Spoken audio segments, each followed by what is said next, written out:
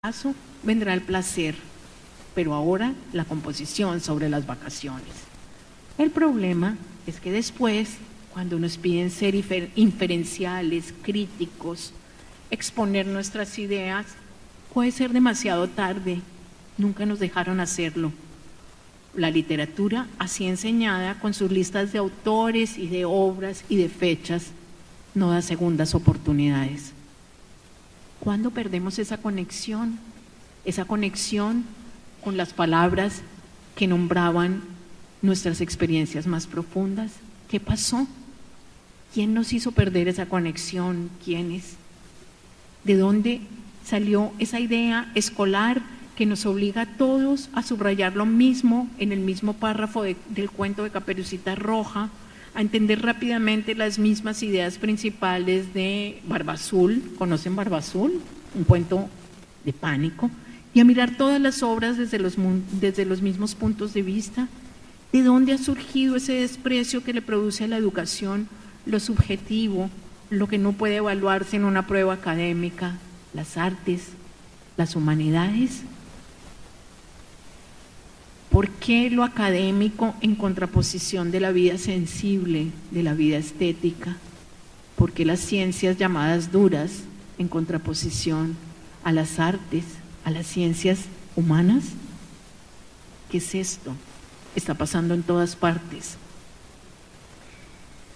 Esa idea que viene de las pruebas estandarizadas, sin duda, cada vez más estandarizadas, cada vez más mundiales. Ustedes saben, estamos jugándonos no solo nuestro prestigio, sino las posibilidades de pertenecer a la OCDE o no. Y todo eso está metido en la educación. Y eso es lo que hace en las mentalidades de corto plazo de nuestras autoridades educativas en tantos países, que se le pida al profesor que planifique exactamente todo lo que sus alumnos van a aprender en cada minuto, sin que nada se les salga de las manos. Esa perspectiva, pues claro, si yo tengo que mostrar exactamente lo que aprenden mis estudiantes, necesito planear cosas que pueda demostrar que aprenden. Y ojalá cosas que se puedan medir en términos cuantitativos. De alguna manera, la eficacia de ese maestro, que después va a ser mirado en las pruebas PISA, igual que el ministro de Educación va a ser comparado con el del otro país, es un enfoque muy perverso, hace que todas estas cosas invisibles, inefables, innombrables, pierdan valor. ¿Qué composición es mejor en las vacaciones, de las vacaciones para una prueba PISA? ¿La de Santiago enamorado de Frida con su primer beso? ¿O la de el Santiago que dice que montó en bicicleta, ordenó el cuarto? Si la de monté en bicicleta y ordené el cuarto tuviera mejor puntuación y ortografía, seguramente para las pruebas de estado valdría más la segunda, no la primera. Y esto es terrible, porque lo que se sale de esas respuestas esperadas, o para el caso de mi abuela, lo que sucede después de finalizar un año escolar, las revelaciones que uno encuentra mucho tiempo después. Yo a los 3 años no podía decir esto del cuento de mi abuela, hoy lo descubro. ¿Quién lo va a evaluar? ¿Dónde va a salir? ¿En qué prueba? Eso no vale. Y lo que no puede evaluarse a corto plazo, lo que nos queda por dentro, la experiencia del arte y la literatura, no existen en estos sistemas. Otra vez. Si ya hemos esbozado que la literatura trabaja con toda la experiencia vital de los seres humanos y no solo con el pedacito que se puede medir, podemos imaginar lo poco que esos sistemas representan para las preguntas de selección múltiple y las competencias. Bueno, tercero, casas de palabras. Si yo digo aquí la palabra casa, estoy segura de que todos ustedes se forman en su cabeza una idea de la palabra casa. Más o menos, porque seguramente habrá casas con el techo así, unas casas más grandes, casas de campo, casas de aquí, casas de Sao Paulo, apartamentos, casas lejanas. Y muchos de ustedes asociarán esa palabra casa con el olor de su casa, con la luz particular de su casa, con la emoción o con el deseo de estar ahora allá o estar en la casa de la mamá, por ejemplo, o en la primera casa que vivieron.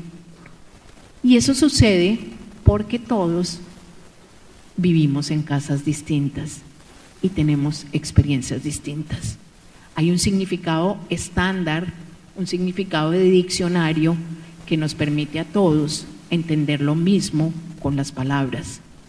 Pero por debajo de ese significado hay una cantidad de ramificaciones, una cantidad de capas, como si la palabra fuera, como si el significado que compartimos fuera la parte de arriba del iceberg y abajo estuvieran las raíces que conectan cada una de las palabras con nuestras experiencias más profundas.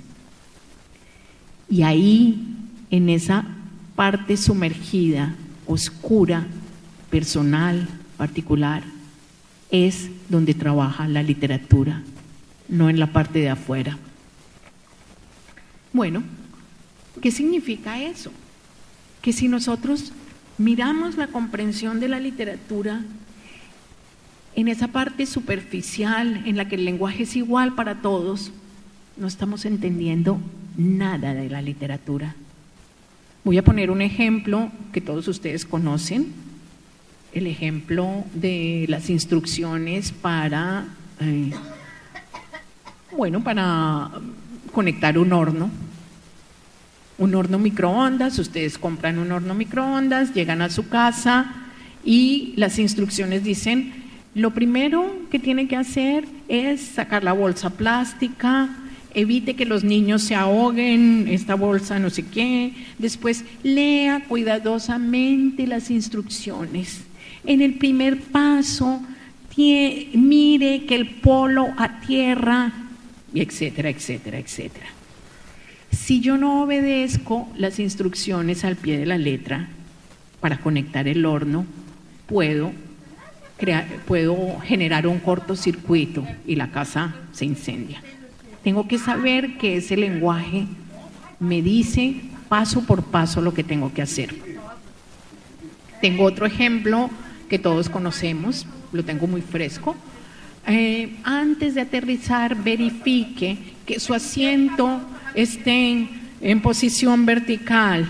La cobija debe estar doblada detrás de su espalda o en el bolsillo del avión, el espaldar, la ventanilla abierta, y son 5 pasos, instrucciones, protocolos. Sin embargo, no todas las instrucciones son así. Les voy a leer una instrucción. Estas son las instrucciones para subir una escalera. ¿Las han leído? Julio Cortázar, Historias de Cronopios y de Famas. Oigan esta instrucción: nadie habrá dejado de observar que con frecuencia el suelo se pliega de manera tal que una parte sube en ángulo recto con el plano del suelo y luego la parte siguiente se coloca paralela a este plano para dar paso a una nueva perpendicular, conducta que se repite en espiral o en línea quebrada hasta alturas sumamente variables, etcétera, etcétera, etcétera. Las escaleras se suben de frente, pues hacia atrás o de costado resultan particularmente incómodas. La actitud natural consiste en mantenerse de pie, los brazos colgando sin esfuerzo, bla, bla, bla, bla, bla.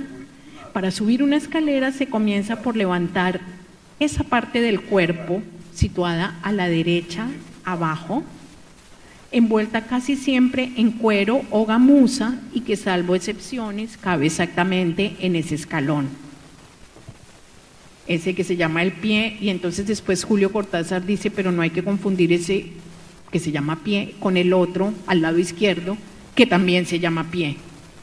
Obviamente, para leer esas instrucciones, yo puedo entender perfectamente las palabras, cada palabra. Si no entiendo que aquí hay algo mucho más allá de unas instrucciones, no entendí nada.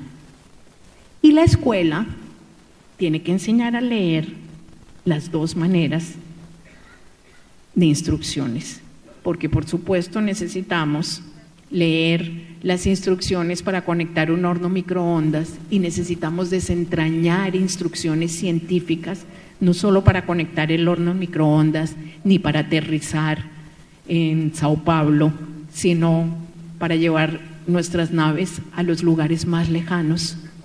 Pero también necesitamos llegar al fondo de nosotros mismos. No solo una sonda para ir a Marte, sino una sonda para conocer nuestro interior. Eso sigue siendo necesario. Así nuestros niños vivan en otros planetas y no está lejos ese día. Entonces, ¿cómo podemos enseñar a los niños a leer todos los textos desde las mismas posturas? Oigan estas instrucciones. Instrucciones para dar cuerda al reloj, de Julio Cortázar, ¿también lo conocen? Preámbulo a las instrucciones para dar cuerda a un reloj.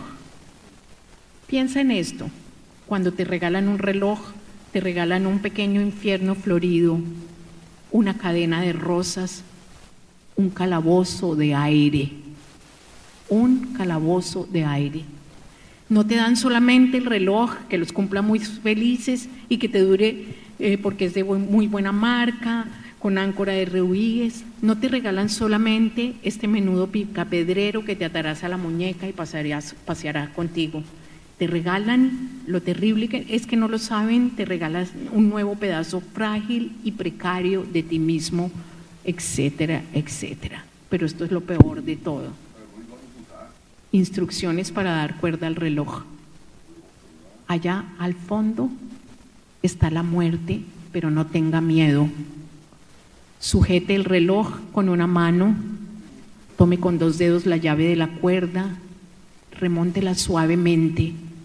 Ahora se abre otro plazo, los árboles despliegan sus hojas, las barcas corren regatas, el tiempo como un abanico se va llenando de sí mismo y de él brotan el aire, las brisas de la tierra, la sombra de una mujer, el perfume del pan. ¿Qué más quiere? ¿Qué más quiere? Átelo pronto a su muñeca, déjelo latir en libertad, imítelo anhelante. El miedo herrumba las áncoras, cada cosa que pudo alcanzarse y fue olvidada va corroyendo las venas del reloj, gangrenando la fría sangre de sus rubíes. Y allá en el fondo está la muerte. Si no corremos y llegamos antes y comprendemos que ya no importa. Son 2 tipos de instrucciones y por supuesto nuestro lector formado, nuestro lector literario sabe desde que le dicen que hay un pie y otro pie y un piso que se pliega, que entra en un mundo distinto, en un pacto distinto con el autor, que tiene que recuperar ese miedo a la muerte o esa risa o esa burla que Cortázar ya recuperó.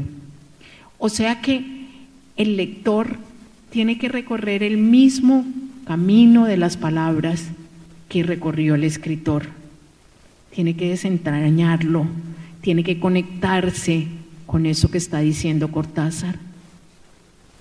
Si no se conecta, y desde dónde se conecta, desde su emoción particular, no entendió absolutamente nada. Así diga cuál es la idea principal, o así cuente que primero hay que poner un pie y después poner el otro. Si recupera las secuencias de las instrucciones, las secuencias